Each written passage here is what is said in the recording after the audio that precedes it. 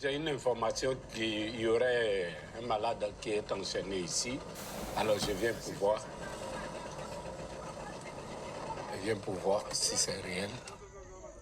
Quelques mots échangés avec des villageois et soudain, tous les regards se tournent vers cette maison.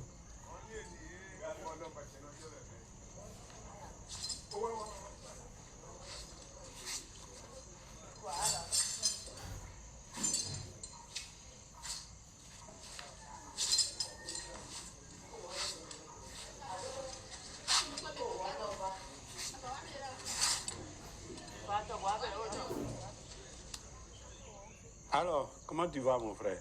Ça va bien. Comment tu t'appelles? Je m'appelle Julien. Le grand Julien. Moi, je m'appelle Grégoire. Grégoire quoi? Grégoire Arambono. Grégoire Angono. Oui. D'accord. Et toi, Julien quoi? Julien Adjaï.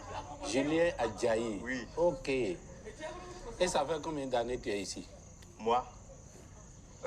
Ça fait combien d'années tu portes cette chaîne? Ça là. Je ne sais pas. Ça fait longtemps. Ça fait longtemps. Julien a 25 ans. Laisse ta chemise. Eh, Alors moi, je suis venu pour te chercher. où est Gégé? Tu es content? Oui, je suis content. Tu es content? Oui. Où sont tes parents? Les parents? Papa? Mon papa, il est déjà décédé. Et ta maman? C'est ma maman ici. Grégoire doit maintenant expliquer à Julien pourquoi il est là. Tu sais que tu seras mon ami sincère principal. Ami sincère principal. Oui. Qu'est-ce que vous appelez ami sincère principal? Oui, parce que je vais m'occuper de toi, tu vas t'occuper de moi. Ah, d'accord. D'accord? Oui. Voilà. Je vais essayer de vous aider. Oui. Notre manière de vous aider, on va le prendre. On a un centre qui est à Djougou. Oui. Donc on va l'envoyer à Djougou. Notre désir, c'est de vous aider. Merci. Quel que soit ce que nous allons faire, on ne peut jamais remplacer la famille. Alors, attends, Julien viens. La famille demeure la famille. Hein? Oui. On ne vous demande pas d'argent aujourd'hui. On ne vous demande pas l'argent aujourd'hui, mais aussi notre souhait, chaque fois que vous pouvez, il faudrait que vous cherchiez à aider aussi le centre. Hein? Il faudrait que vous cherchiez à aider le centre. Et ce que je vous demande, il faut qu'il y ait des visites, des gens pour aller lui rendre visite. Il ne faudrait pas qu'il se sente abandonné. Il demeure votre enfant. Voilà des années que sa famille a enchaîné Julien. Nous savons, moi, après 11 ans comme ça, ça finit et il poursuit l'étude, ça revient. Mais il va aller... Il a étudié jusqu'en quelle classe? Terminal, il va aller en bac maintenant, la maladie, ça est revenu. Il a été déjà en bac une fois. C'est pour la première fois et la maladie, ça est revenu.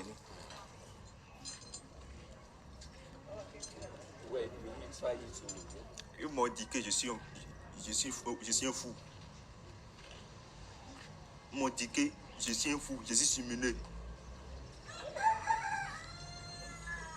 Le grand frère, lui qui est derrière là, c'est lui qui m'a enchaîné. C'est moi-même qui lui a donné le pied et il m'a enchaîné. T'en fais pas. Hein? Calme-toi. Tu vas partir avec moi. Hein? Arrivé là-bas, on va couper ça. On va couper quoi? La chaîne. Qu'on aille ensemble, hein? Viens, on va partir.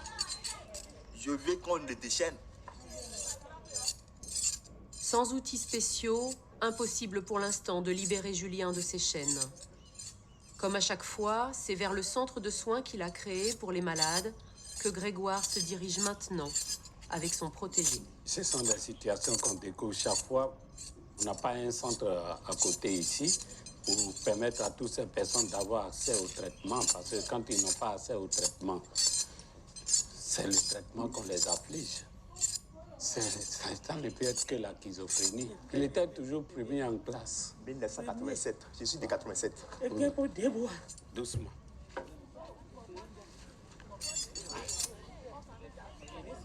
Le frère de Julien part avec lui. Le jeune homme commence à peine à réaliser ce qui se passe. Ne t'en fais pas, tu vas voir ta vie, tu vas retrouver ta vie, tu as compris? En tout cas, Tu es content? la veille d'un choix, si je le retrouve, tant mieux. Si je ne le retrouve pas aussi, tant mieux. Après des heures de route, la voiture qui transporte Julien arrive enfin au centre de Djougou. Son frère explique pour la première fois que si Julien a été enchaîné, c'est parce que les sorciers n'ont pu le guérir. Et on a fouillé chez les guérisseurs traditionnels, chez les charlatans, chez les célestes, un peu partout. Si ça va, ça revient. Cette fois, les outils sont bien là, mais l'opération est délicate. Un geste de travers et la jambe peut être brisée.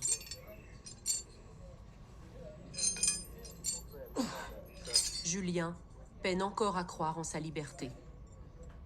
Je vous ai vu avec vos collègues. Bon, ça m'a déjà émerveillé que bon, peut-être ça ira. Peut-être ça ira. Quelques gestes simples et pourtant extraordinaires pour Julien. Revenir à la vie debout en retrouvant tous ses sens. Sa pudeur et sa dignité aussi. Pas encore de mots pour dire, juste se laisser faire comme un enfant et se laisser guider vers la liberté. Bonjour, bien-aimé. Bonjour. Comment ça va? Ça va. Et la famille? Ça va. Tout le monde va bien? Oui. Sois la bienvenue. J'ai commencé par comprendre que c'était des hommes, des femmes, des enfants qui cherchaient aussi à être aimés, seulement aimés. 3 mois ont passé. Nous voulons retrouver Julien, savoir comment il va. Dernier voyage vers Djougou. Je n'arrive pas à sortir. Je n'arrive pas à me distraire. Je suis sur place, vous toujours. Et mes amis se distraient. Je ne les vois pas la fenêtre souvent. Je n'arrive même pas à contempler les nuages. Pour la première fois, Julien parvient à raconter toutes ces années d'enchaîner. Sa liberté retrouvée lui donne des ailes. Je me souviens de beaucoup de choses. Je me souviens de la souffrance que j'ai endurée avec les chaînes. Julien est encore fragile, mais les résultats de son traitement sont encourageants. J'aime les sciences de la vie et de la terre. C'est pour mieux appréhender ce qui se passe entre l'univers. À étudier la science de la vie et de la terre, pour étudier les animaux, la respiration et j'en passe. Maintenant, je suis sans les chaînes, ça me fait de la merveille. Cette équipe-là est bien peu ordinaire. D'anciens enchaînés qui posent en champion et un garçon que l'on disait fou et qui n'a maintenant qu'un objectif, passer son baccalauréat.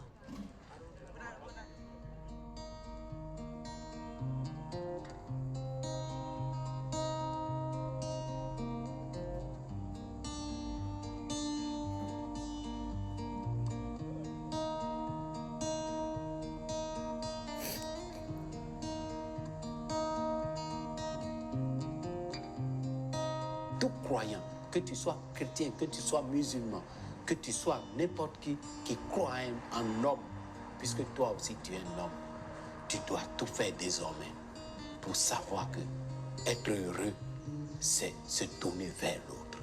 Le vrai bonheur, c'est lorsque vous arrivez à vous tourner vers l'autre. Là, vous trouvez le sens du bonheur.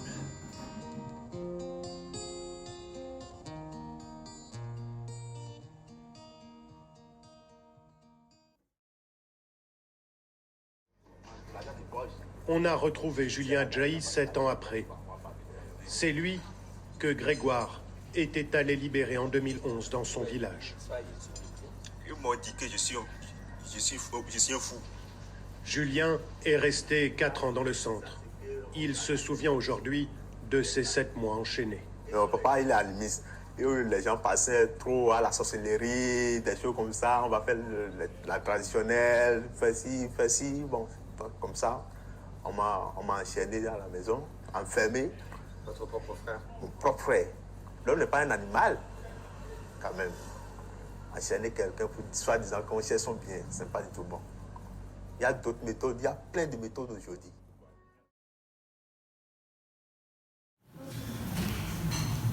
Oui, bonjour mes chers frères. Comme vous le remarquez, c'est bien moi Julien.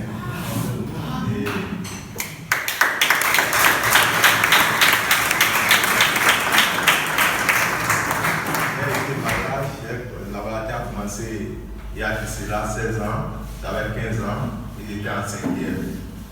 là que la maladie a commencé.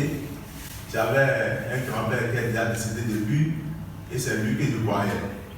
Je le voyais, il me parlait, je discutais, je délirais et c'est comme ça, la maladie a commencé. J'ai raté l'année là, je suis traité par un tradipraticien et ça, je me suis retrouvé. L'année suivante, j'ai repris la classe à 5e et ça a été bien, j'ai été le premier de ma classe. Après cela, arrivé en 4e, on a commencé l'année. Le premier semestre, j'ai été le premier de la classe avec 16 de moyenne et le premier de l'établissement. Le premier trimestre, du second semestre, la maladie est revenue encore. Et m'ont ramené un peu. Le peu me donnait de l'alcool avec des tisanes et il me frappait. Il me traitait mal. Et après cela, je me suis retrouvé quelques temps après. Et j'ai été le 9e de ma classe en seconde. Une fois arrivé en première, j'ai pris la conscience et je me suis battu beaucoup et je suis revenu en 2e de ma classe. Pour cela, il y a une soeur qui m'a donné un prix, il m'a payé une moto pour faire ma terminale. Arrivé en terminale, la maladie est revenue encore et cette fois c'était très grave. Les parents se sont battus, ils ont tout fait, ils n'ont rien trouvé. Ils m'ont envoyé chez un pasteur, le pasteur m'a enchaîné dehors, sous un arbre et sous la pluie. La semaine du baccalauréat, j'ai passé ça sous la pluie chez le pasteur. Et il me donne à manger une seule fois dans 72 heures.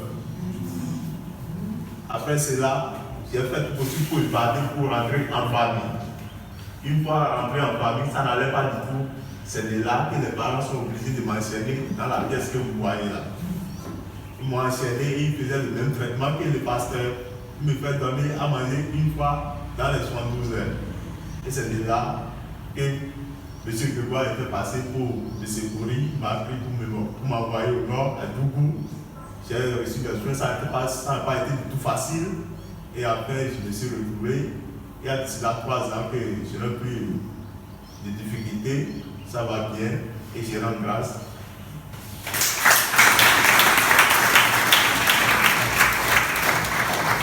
Julien fait partie aujourd'hui du personnel de la famille. Lui aussi, il s'occupe des autres. Il permet à beaucoup de malades aujourd'hui de retrouver aussi leur santé, leur vie. C'est tout simplement pour vous dire, comme Benoît l'a dit, le cerveau il pense beaucoup à beaucoup d'ignorance et on fait trop de dégâts sans le savoir. Julien a été diagnostiqué bipolaire et il suit encore aujourd'hui un traitement. Mais il a repris le fil de sa vie. C'est lui, désormais, qui accueille les nouveaux malades. Il suit une formation d'infirmier dans un des centres de Grégoire. Je me suis retrouvé et ça me plaît de voir des amis, des patients, des frères retrouver les dignités comme moi. C'est en cela que ça me plaît. Et ça me plaît en ce que moi aussi je contribue à leur établissement. C'est la principale récompense de Grégoire, sa façon aussi à lui de soigner ses malades. Les voir redevenir des hommes, retrouver une raison d'être et une joie de vivre. Avec une vingtaine de centres au Bénin, d'autres en Côte d'Ivoire, au Burkina Faso et au Togo, ils ont désormais un endroit où aller.